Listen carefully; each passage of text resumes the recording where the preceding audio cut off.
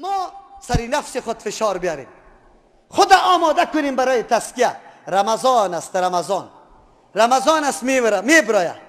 میمان عزیز، عزتمند و عزیز است، پیش ماست. کدام رقم میمان از ما میخوره؟ نه، به ما میده. کدام رقم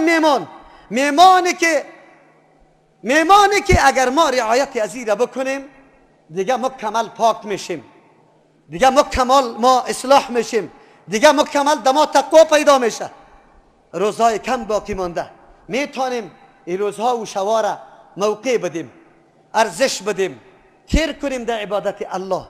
میتونیم، یقینا میتونیم. این مردم خوش هستند که ما ختم قرآن کردیم. ختم قرآن هم چه قسم کرده، چه قسم ختم قرآن کرده. اینجا مولا امام شروع کرده، یک صف در پس مولا امام استاد است، دیگه مردم کسی او طرف خو است، کسی او طرف، کسی در وضوخانه است، کسی بیرون چکر میزنه، منتظری هست که آل قاری صاحب آخری یک کمی سلو میشه، یک کلمه حق میگه، آل بدو شروع میشه، گرگر شروع میشه. ایره براتون اینطور میگم، آوازم به این ملت، به این ریش سفید، به این مردمی که خود هوشیارترین دنیا میگیره بفهمه، درک بکنه حقیقت که شما تباه شده، شما برباد شده، شما همه چیز از دست داده. وضو خاصیتش در حدیث میاد اگر بسم الله نگفتی از اعضای مغسوله، او اعضایی که تو میشوی از امو اعضا گناه میبره، اگر بسم الله را در اول گفتی از کل اعضایت مکمل گناه میریزه. خاصیت وضو است که پاکی را میاره، گناه را از بین میبره. خاصیت صدقه است که گناه را از بین میبره، غضب رب خاموش میسازه و سبب دفاع آتش جهنم است. اتقوا النار ولو بشق تمرة. پیغمبر میگه از آتش جهنم خود نگاه کنی، وقایه کنی، اگرچه یک شق خرما باشه. ان الحمد لله نحمده ونستعینه ونستغفره ونعوذ بالله من شرور انفسنا ومن سیئات اعمالنا. من يهده الله فلا مضل له ومن يضلل فلا هادي له. واشهد ان لا اله الا الله وحده لا شريك له واشهد ان محمدا عبده ورسوله. اما بعد فان اصدق الحديث كتاب الله واصدق الهدي هدي محمد صلى الله عليه وسلم وشر الامور محدثاتها وكل محدثة بدعة وكل بدعة ضلالة. أعوذ بالله من الشيطان الرجيم. بسم الله الرحمن الرحيم. قد أفلح من تزكى وذكر اسم ربه فصلى بل تؤثرون الحياة الدنيا والآخرة خير وأبقى إن هذا لفي الصحف الأولى صحف إبراهيم وموسى. برادران گرامی و محترم، اگرچه وقتم کم است مختصر در مورد آیتی که تلاوت کردیم که الله متعال بیان میکنه قد افلح من تزکا، رستگار و کامیاب شد، در مراد و مقصد رسید کسی که تزکیه را اختیار کرد. انسان در دنیا تمام کوششای خود به این طرف جمع میکنه که یک چیزی فلاح و کامیابی را برای خود حاصل بکنه. برای حاصل نمودن کامیابی شرط است که کسی کوشش بکنه، زحمت بکشه، شرایط کامیابی را تکمیل بکنه.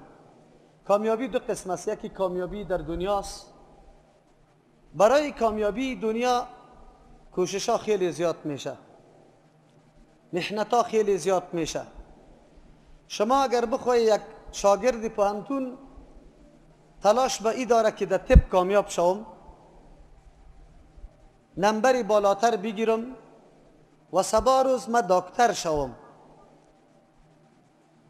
شما میبینی که خانواده و خودی ازی آماده به ایسته که نه تنها به یک مکتب دولتی اکتفا بکنه یا پوهنتون دولتی اکتفا بکنه، تلاش میکنه پوهنتون شخصی را هم پیش ببره و برای پیشبرد این موضوع مصارف انگفت در گردن میگیره، ام خانواده و ام خود شخص. تا بتانه در این راستا و در این مسیری که این هدف برای خود مقرر کرده چیزی کامیاب شود.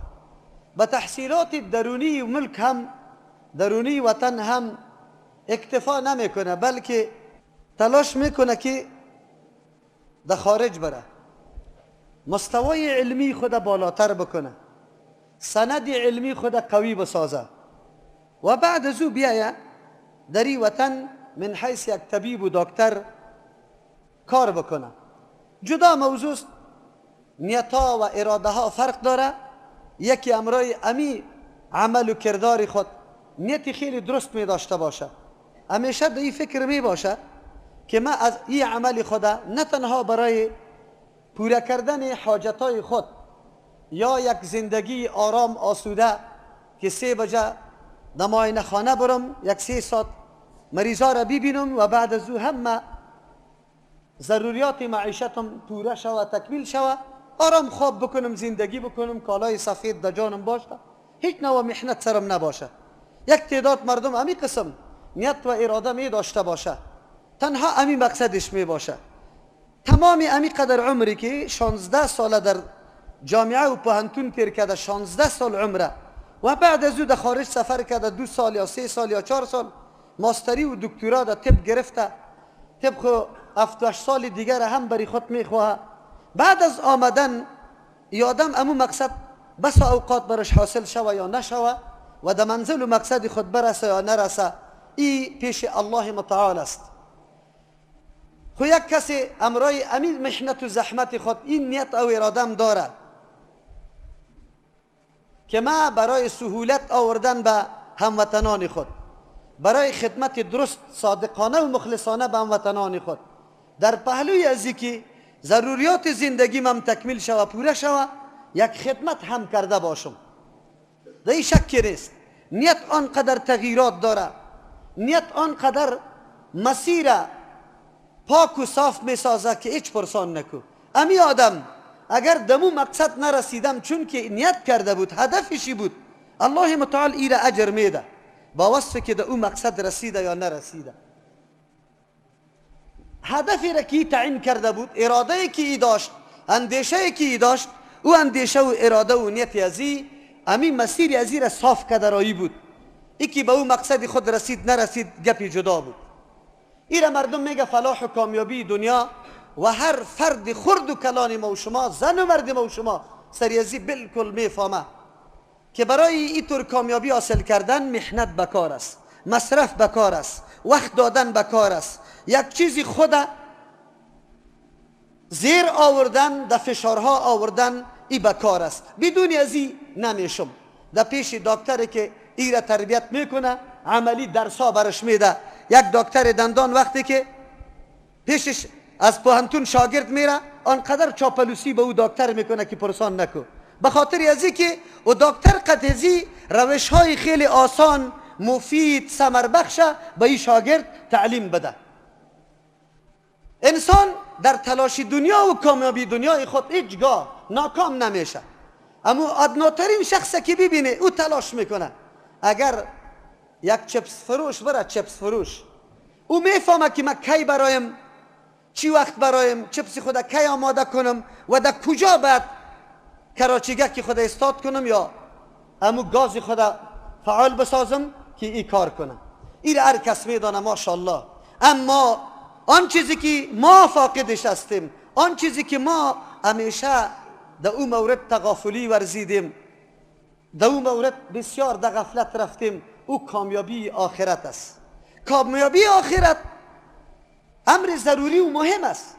چرا زندگی انسان در دنیا به خاطر امی آخرت است.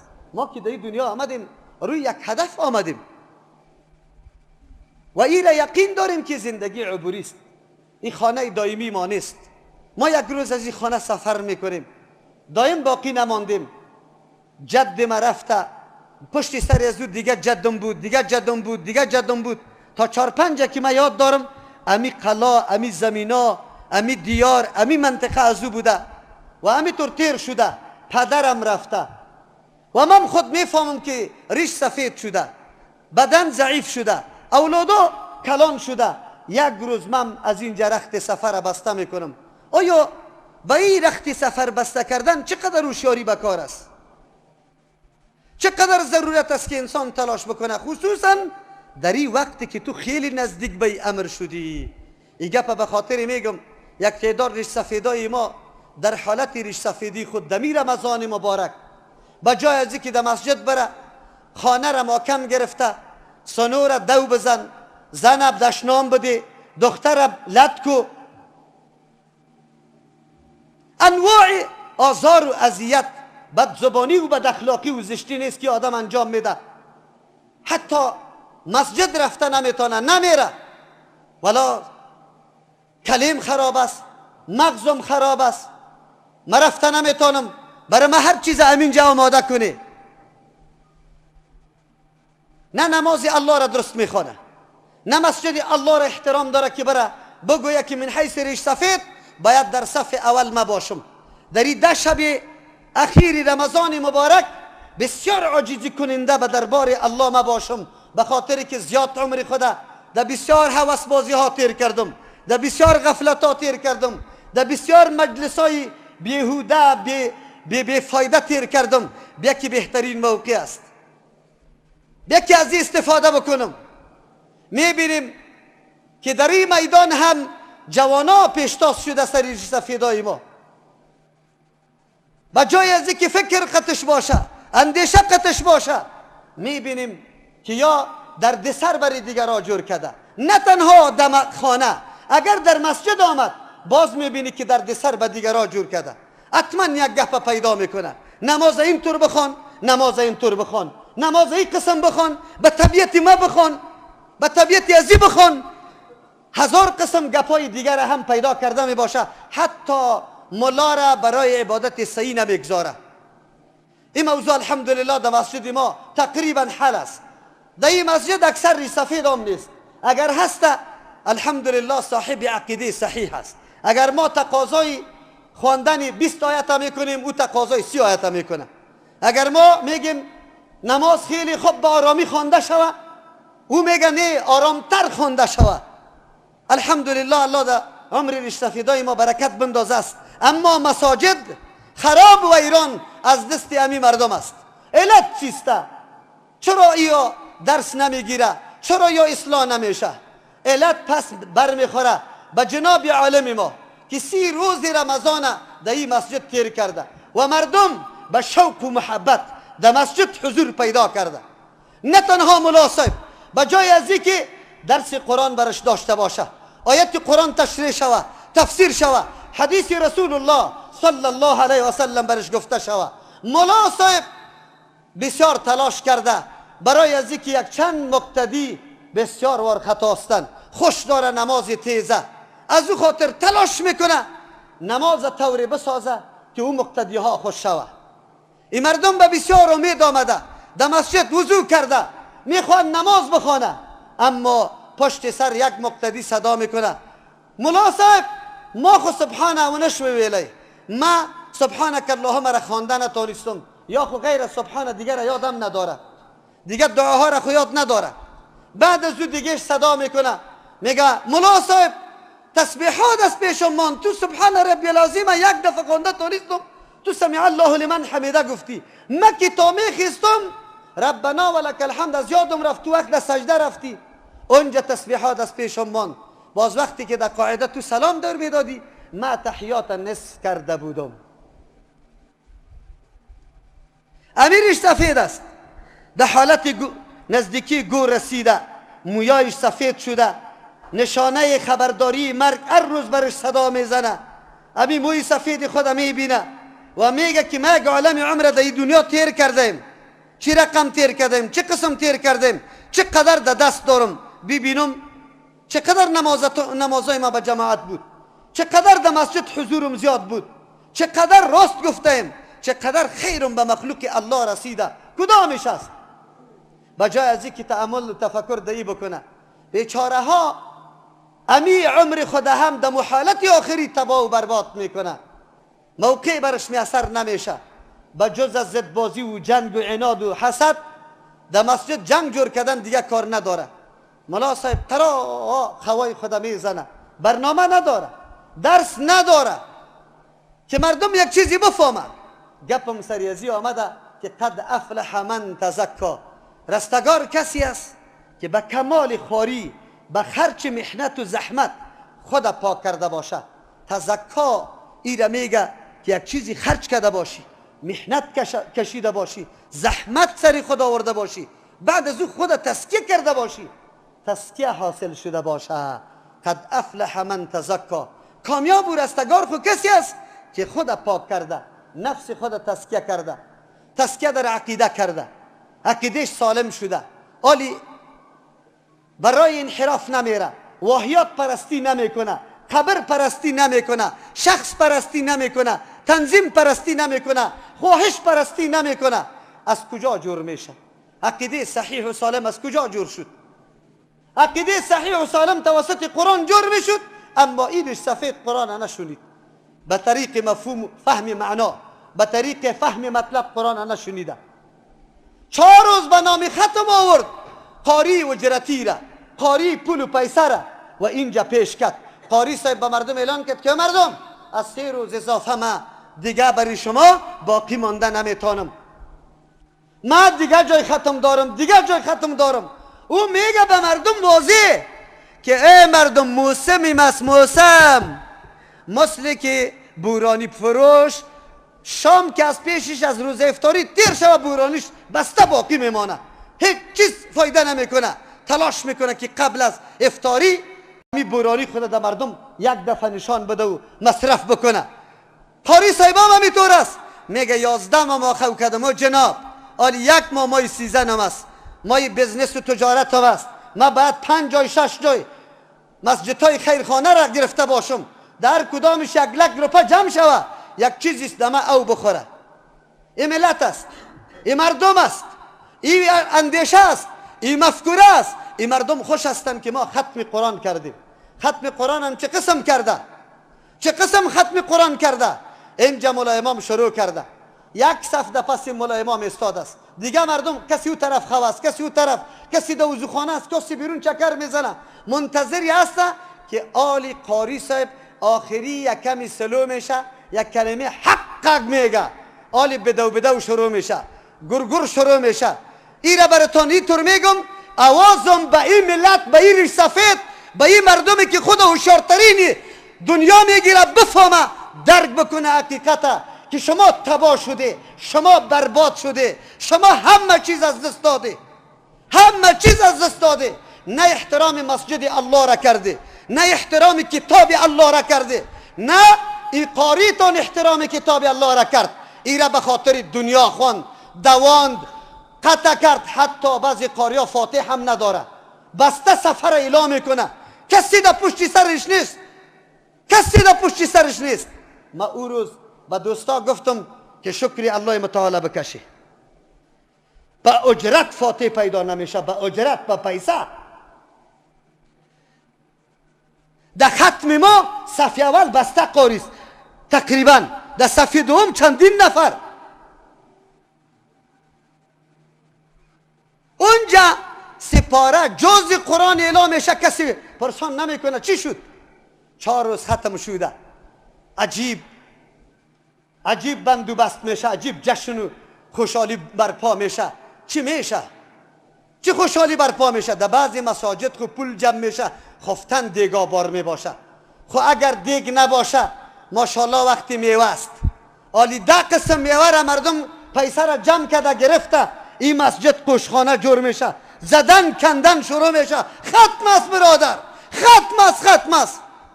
کل عمر فقط به شکم خدمت کو، به شکم زحمت بکش، به شکم احترام قائل شو، شکم خوب نگاه کو، نفس خوب نگاه کو. نه دا آیات قرآن گریانی تامد، نه آخرت دا یاد تامد، نه عمر دنیا و فنای دنیا دا پیش تامد. فقط کل عمر امی قسم تیر کدی. جناب ریش سفید صاحب، جناب کسی که نمازخوان و روزدار میگفتی، چی در دست داری؟ آیا قاری که برای اجرت قرآن خوانده باشه ثواب داره؟ قطعا ثواب نداره. چه قسم ثواب حاصل شوه کسی که قرآن به خاطر دنیا و مادیات دنیا بخوانه؟ و این مسلک امام ابو حنیفه رحمه الله است. او آیت ولا تشتروا بیایات ثمنا قلیلا مصداق اینمی میگردانه.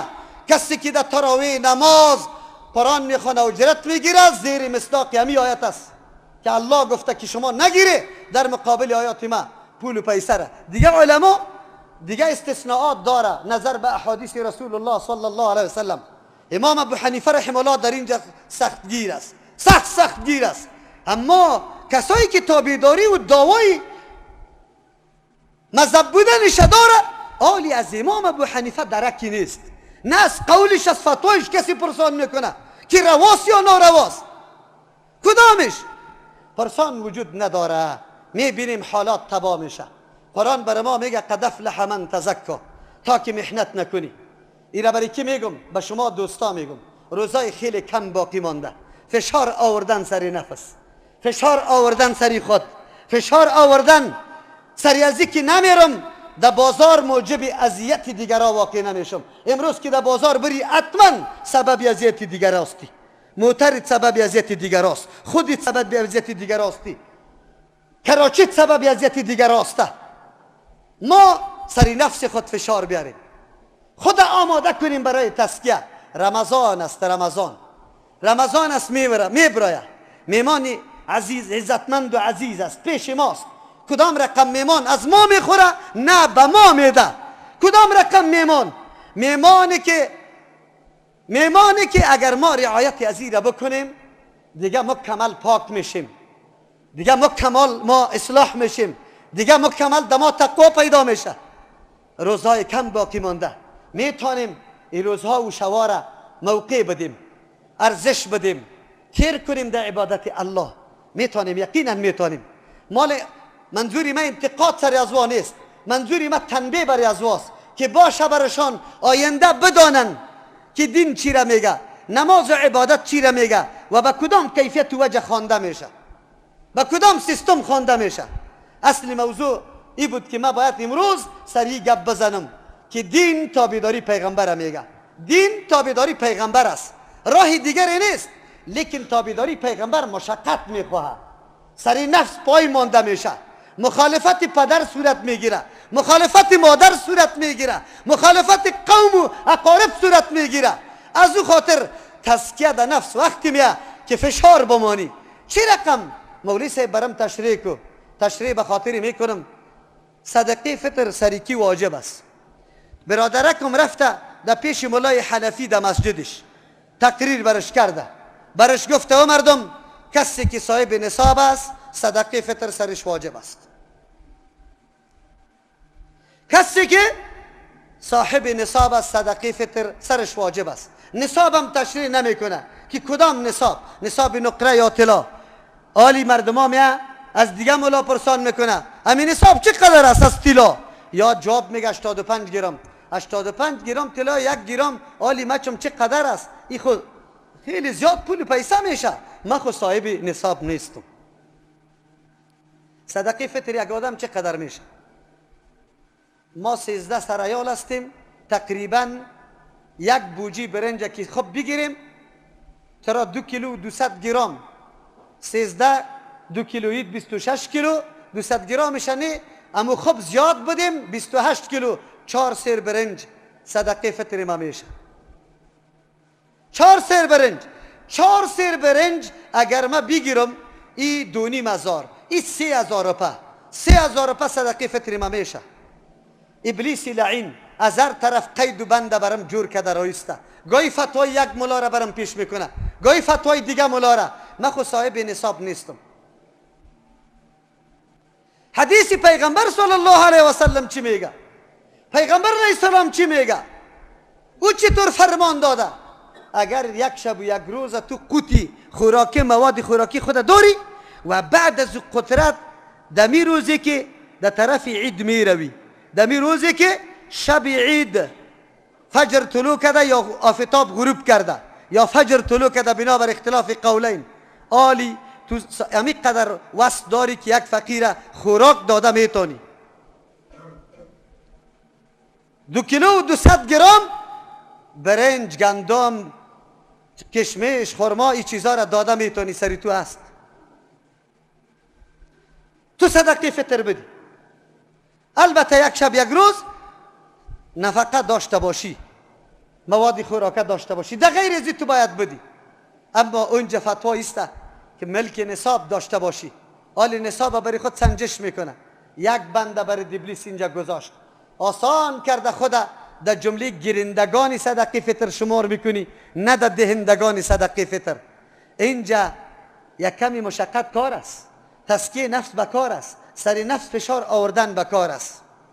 بیا اگر سر ما واجبم نشوه، همین قدر عمر خوردم 11 ماه برای خود آوردم، 11 ماه گوشت برای خود آوردم، برنج برای خود آوردم، خرما را برای خود آوردم، میوه را برای خود آوردم، انواع خوراک با به خانه خود آوردم. بیا که امی روز عید امی خوراک سر یه مسکین بخورم، به مسکین میبرم.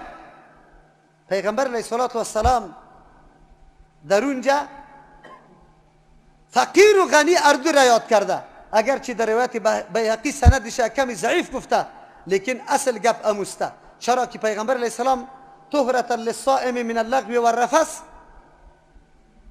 و طعمة للمساکین میگه. طعمه و خوراک برای مسکینا هست. در اینجا نصاب شرط نیست. نکو خود در جمله او کسای شمار نکو که خود فریب بدی و بگویی که سر ما خو نیست. یک، اینجا فشار بیار سر نفس خود.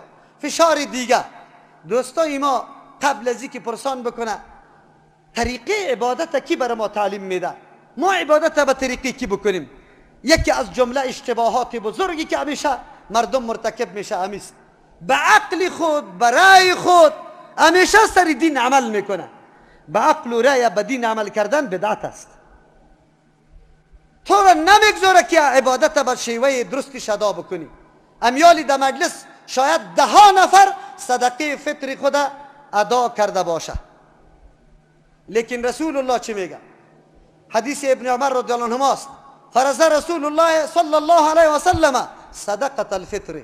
پیغمبر فرض کرده، مقرر کرده، اگرچه در حکمش اختلاف در بین علما است که فرض است یعنی که غیر فرض است، قول راجح است که فرض است. پیغمبر تعبیر کرده، صحابی تعبیر کرده. صحابی خوب میدانه قول رسول الله صلی الله علیه و سلم. 1 ساعه از چی؟ از تمر، از کشمش، مواد خوراکه را که در حدیثا آمده پیغمبر علیه السلام فرض کرده.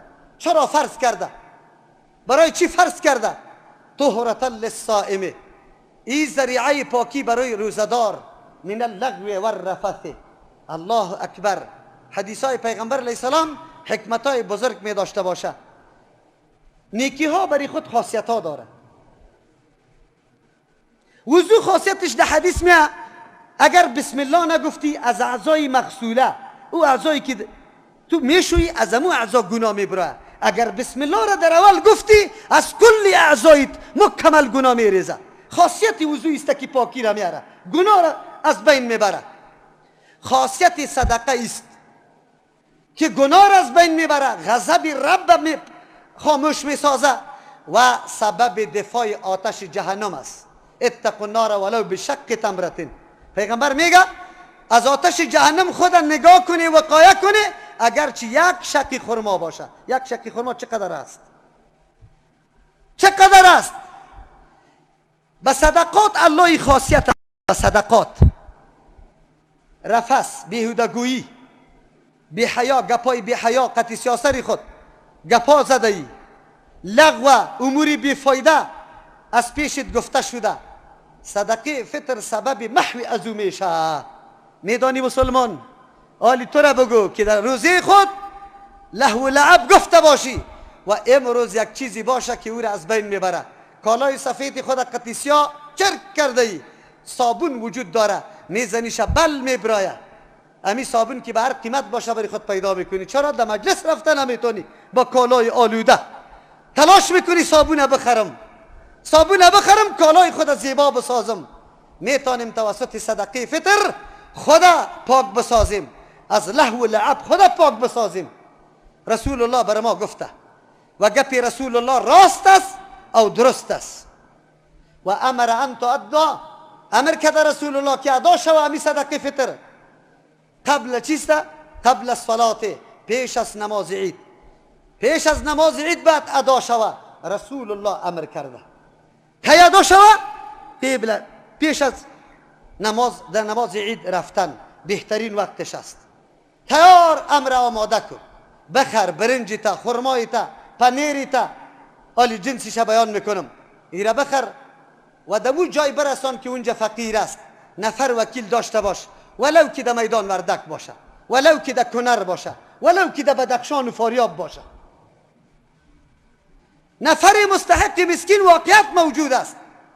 خوراک برش خریده ای، برش میگی به مون نفر وظیفه‌دار ساخته ای، آلی قبل از عید ایره بپرداز. اگر کسی در صدد عملی کردن گپای رسول الله صلی الله علیه و سلم باشه، در هر جای عملی میتونه.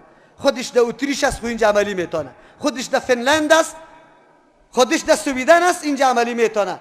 یک تعداد دوستای ما از اونجا صدقه فطر خود روان میکنه به این خاطر که در وقت واده اینجا در مسکین برسه میتونه، چون وا دوست داره فهمیده که صدقه فطر حقی کیست، چی چیز داده شود و کی داده شود.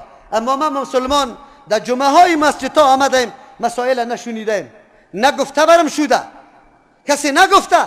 از اولی رمضان مردم صدقه فطر میده. بله، از ابن عمر نافع شاگردش میگه رحمت الله علیه، کان ابن عمر رضی الله عنه یعطیها، میدادی صدقه فطره قبل یوم او یومین، پیش از یک روز یا 2 روز از روز عید میداد. امیر هم علما اختلاف داره، خب بنابر ضرورات که شاید در جایش برسه 1 روز 2 روز پیش روان کردن.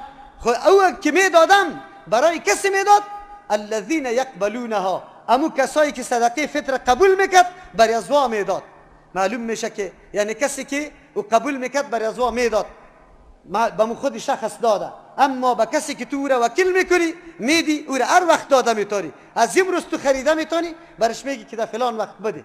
از او خاطر کوشش نکنیم قبل از او، الا 2 روز یا 3 روز. بعضی علما فتوا داده، لیکن بازم احتیاط دایسته که آدم خودش قبل از عید بده، یا کسی را موظف بسازه، یا 1 روز 2 روز پیش بده، از او پیش نده. همچنان که پیش نمیدی بعد از اون نمیدی. در مو حدیث پیغمبر علیه السلام میگه کسی که قبل از عید آمد این صدقه است، این صدقه فطرش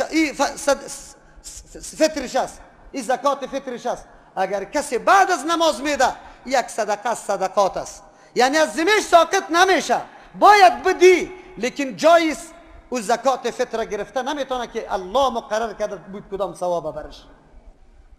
دین نام تابعداری است. رسول الله حدود گذاشت، ما تو دیگه عقل جنگی نمی کنیم. والله پیسه چطور است؟ یکی میگه برای من پیسه خیلی خوب است، فقیر هر چیزی که میکنه. رسول الله نمیدانست پیسه را.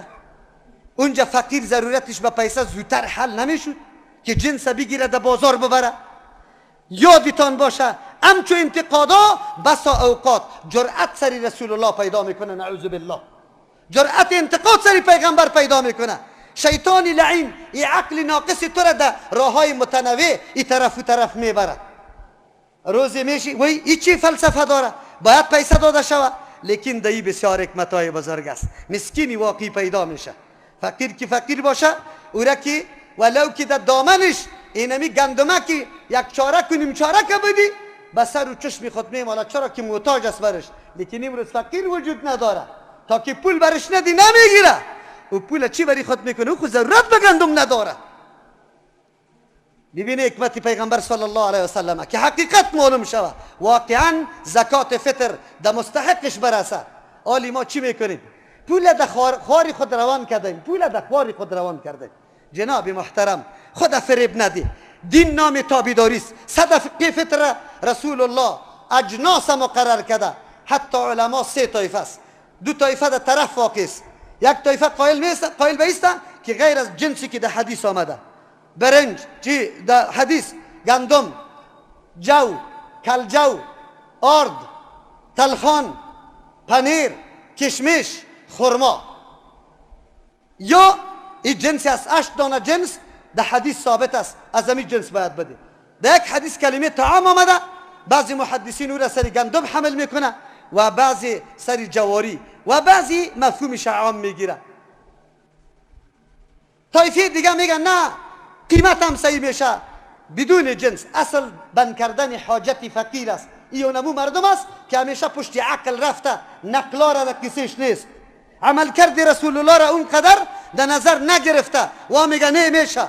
لیکن طرف وسط علما قرار داره و بعد از تحقیق ما مراجعه احادیث معلوم میکنه که رسول الله از جنسی که خوراک منطقه و مردم بوده صدقه فطر ادا کرده. اگر در یک منطقه جواری خوراکش است، جواری داده میتونه. دال میخوره زیاد، دال داده میتونه. برنج میخوره، برنج داده میتونه. قوتی بلد، آن چیزی که مواد خوراکی بلد است، شهر است، از او استفاده میکنه، امور باید بده. احتیاط دمیسته که ما از قوتی بلد خصوصا از منسوس باید بدیم. کوشش نکنیم مردم ما پشت گندم گرفته می باشه. در زمان معاویه رضی الله عنه گندم نصف سا هم صحیح شد، صحیح می شد، صحابه سرش انکار نکرده. یعنی 1 کیلو 100 گرم گندم اگر بدی، لیکن اون وقت 1 کیلو و 100 گرم گندم برابر 2 کیلو و 200 گرم خرما بود، 200 کیلو و 200 گرم پنیر بود، از کشمش بود، از برنج و از این چیزا بود. امروز تو هیچ خیرخواهی نداری، پشت یک خوردم میگرده، میگه خورد کم 1 چارک گندم. این در زبان مردم است، در زبان مردم است. فمن تطوع خیرا فهو خیر الله. کسی که جوانمردی میکنه در کاری خیر، از خود اخلاص و صداقت نشان میدی، زیاده خوبه، این بهتر است برای تو. چرا برنج نمیدی؟ چرا خرما نمیدی؟ چرا پنیر نمیدی؟ چرا جو نمیدی که حالی او برای تو چی میشه؟ 2 کیلو 200 گرمش از قیمت گندم که زیاد میشه. او را چرا نمیدی؟ ما همیشه او طرف زده را ایستیم. از او خاطر جنس باید بدیم، در گوشتان باشه. قبل از عید 2 روز پیش داده میتونیم، در غیر از او نه. بعد از عید نگذاریم. اگر گذاشت از پیش ما با وصفی که دادنش سر ما واجب و لازم است، اما او جای زکات فطر گرفته نمیتونه. کدام ثوابی که الله متعال بر ما مقرر کرده برای کی داده میشه؟ آلی در مساجد شما مولای سیباست، ترجمه قرآن هم میکنه، درسای حدیث هم میگه، خلیص داره. کدام مولای صاحب است؟ یک بیادرش در کمپین امریکاست، دیگه بیادرش در اردوی ملیست، دیگهش در پلیسی ملیست، دیگهش در بانک است، دیگهش اونجا در فابریکه کار میکنه، دیگهش اونجا شراکت داره، دیگهش اینجا گنجوگه که خوردم داره. خود مولا صاحب 4-5 جای پانتون است، مکتب است، اینجا است، خصوصی است، اونجا کرسی تیویشن داره یا چی داره، شخصی داره. آلی لیست جور کده، 17 سرای لستوس، 15 سر استوس، 14 سر استوس ده. او مردم روزه قبول نمیشه تا که صدقه فطر نده. قسم برش بده به او مولا که رسول الله ای را حقیقی مقرر کرده. براتون پیشتر گفتم و طعمة للمساکین، رسول الله مقرر کرده ای را خوراکی کی مسکینا مقرر کرده. مسکین بشناس. مولا صاحب تو برم تعریف کو مسکینه، مسکینه تو تعریف کو. او مردم، او ملت، دل ما سر شما میسوزه. 50 سال عمر شده، 50 سال صدقه فطره به مولا صاحب داده ای، نشده صدقه فطره، نشده صدقه فطره. این حق مسکین است، از مولا صاحب نیست. این مردم خوش است که ما ملای مذهبی را پیدا کنیم، مذهبی را نوشی جانش. همین ملای مذهبی همین شما که خوب بچوکتانه خوب اونجا که در قبر بروی در فکر ازیستی که نماز صحیح خواندیم درب از او طرف زده شود، در فکر ازیستی که روزه را صحیح گرفتیم درب از او طرف زده شود، در فکر ازیستی که صدقه فطر ادا کردیم درب از او طرف زده شود، در فکر ازیستی که ختم کردیم درب از او طرف زده شود. اونجا معلوم میشه. شما خو امروز حدیثای پیغمبر، راهها و سنتای رسول الله را به باد هرزه و مسخره بگیره، دشمنی قطش بکنه، روزگار آمده نیست. الله متعال از پیشتان سوال میکنه فتوای رسول الله کدام است؟ اعظمترین مفتی کیست؟ کسی که فتوا را مستقیما از الله متعال میگیره. و ما ینطق عن الهوا ان هو الا وحی یوحى. فتوای کی معتبر است؟ رسول الله گفت که طعمة للمساکین، خوراک برای مسکین است. مولا صاحب از کجا پیدا کردی که ایره مولا صاحب بده؟ تو مقتدی سرش رازیستی، لیستم داده ای. 2 دانه از 2 اولادی تا او رام از دستی که بگوی سیاسرا از دامنیت کش کرد چیر کرده، اورم دایی کونه را دو دادی، اورم ده صدقه فطر شمار کردی. باز اونجا مولا صاحب میگی که دو اولادای خود ده دیگه کس دادیم، دیگه کس. تو مسلمان،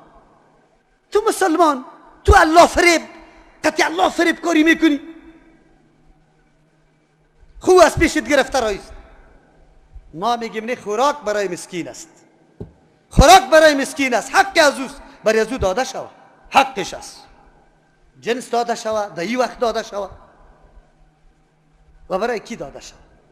این مقدار چقدر مقدار مختلف علما اندازه کرده. اصل پرخمه که آدم پر کنه، جو یا چیست جوی خوب باشه، پرخمه پر کنی 2 مدین برش میگه، این ساعه است. او را که اندازه کنی در کیلو تفاوت خیلی کم است. 2 کیلو، بعضی 2 کیلو، بعضی 100 گرم اضافه، 200 گرم اضافه، بعضی حتی 300 گرم اضافه میگه، لیکن حد اوسطش 200 گرم اضافه. یک آدمی درمیانه پرخم خود از جو 2 پرخم پر کنه، طول کنه، مدین است و اینمی صدقه فطر میشه، باید بدی. این موضوع صدقه فطر بود. بیادرایم کسی که پیش داده باز دوباره بده و جنس بده، از یادتان نروه. اینجا یک موضوع دیگر هم براتان یادآور میشم، فدیه از کسی که توانمندی روزه را نداره. 2 شخص و فدیه باید بده. یک شخص مسن که سالش خیلی بلند رفته و او نمیتونه که باز دوباره جوان شوه، قوت پیدا کنه، روزه را بگیره، او مطابق هر روز خود فدیه میده. یکی مریضی که باز امید جور شدن نداشته باشه، مریض مزمن است، سرطان است، دیگه ای جور نمیشه، این آدم هم باید فدیه بده. چرا؟ امید جور شدن نداره. هر کسی دیگری که روزه را خورده باشه که باز امید جور شدن نداره، فدیه داده نمیتونه، منتظر است اگر الله متعال برش توفیق داد، موقع میسر شد، قضا بیاره. قضا اگر دو فرصت قضا برش میسر نشد، در جان کندن نزدیک شد، وصیت که ما میگیم فرض است، اینجا فرض است، بگویا که این قدر روزه از پیش ما باقی مانده بود، در مسافرت خورده بودم، در مریضی، فرصت برای گرفتن برم پیدا نشده، فدیه شبده. آلی فدیه داده میتونی. فدیه چی را میگه؟ این جنابا میگیره فدیه را همین چیزا مقرر میکنه. چرا مقرر میکنه؟ یا خورد کم 1 چاره گندم هم مقرر میکنه، خورد کم 1 چاره گندم 20 روپه، این 40 روپه شوه. لیکن اونجا در قرآن کریم ففدیتون طعام مسکین گفته. خوراک یک مسکین چقدر خوراک داره؟ ادناترین خوراکی در هتل ما ببریم نان بدیم چند روپه میشه؟ 120 روپه میشه. در این آماده نیستیم. اینجا میگیم نه، مثل صدقه فطر واره. حساب کو 30 روزه حساب کو، ضرب بزن در چارکا، 30 چارک شد. 30 چارک او 7.5 سیر گندم بده، خلاص کردی خدا. چند روپه است؟ 100 روپه گندم است، برو 7.5 روپه شده. نمیکنه که 30 روز خود 120 3000 و چند روپه میشه، 600 روپه میشه. اینطور نمیکنه. ببینه ما مردم از کجا نیسته که در برابر حکم الله بگوی مقابل واقع نشویم، او را دیگه هم کسر کنیم، او را هم دیگه نقصان قائل شویم. حقیقت اینطور است که ما مسکین طعام بدیم، یک مسکین یک روز خوراک بدی، یا 60 مسکین خودت پلو و گوشت برش پخته که خوب صحیح، خواب نان برش جور کو که بخوره، برات دعا بکنه، 60 مسکین در دور بده، فدیه بده. چقدر خوب. او کارا را ما و شما نمیکنیم، اینطور باید نکنیم. منظورم است عزیزان گرامی، قد افلح من تزکا. اگر سر نفس خود پای نمانیم، عقل ما بسیار گپا را بر ما میگه، باز یک طرف ما را میکشانه. نه، تابعداری نقل شویم، تابعداری رسول الله صلی الله علیه و سلم بکنیم. آن چیزی که رسول الله فرمایش داده، کدام وقت فرمایش داره، چقدر وقت فرمایش، در کدام وقت فرمایش داره، چه مقدار فرمایش داده و با کی فرمایش داده، باید بشناسیم و عملی کنیم. اگر محبت با رسول الله صلی الله علیه و سلم داریم، اگر نه که محبت نداریم، پارسال همشیره تا داد، امسال که ندی جنگیست قطعت، آلی همشیره خفه میشه. مولای صاحب من خراستی رسول الله را دوست دارم، همشیره خفه میشود. رسول الله اگر خفه شوه پروا نداره، همشیره خفه نشوه. نه، تو رسول الله را دوست نداری. رسول الله را که دوست داشتی، آلی خفگانی هیچ کس لحاظ نمیکنی، مطابق طریقه رسول الله عمل به سنت رسول الله میکنی. بارك الله لنا ولكم في القرآن العظيم ونفعنا وإياكم بالآيات والذكر الحكيم. استغفر الله لي ولكم ولسائر المسلمين فاستغفروه إنه هو الغفور الرحيم.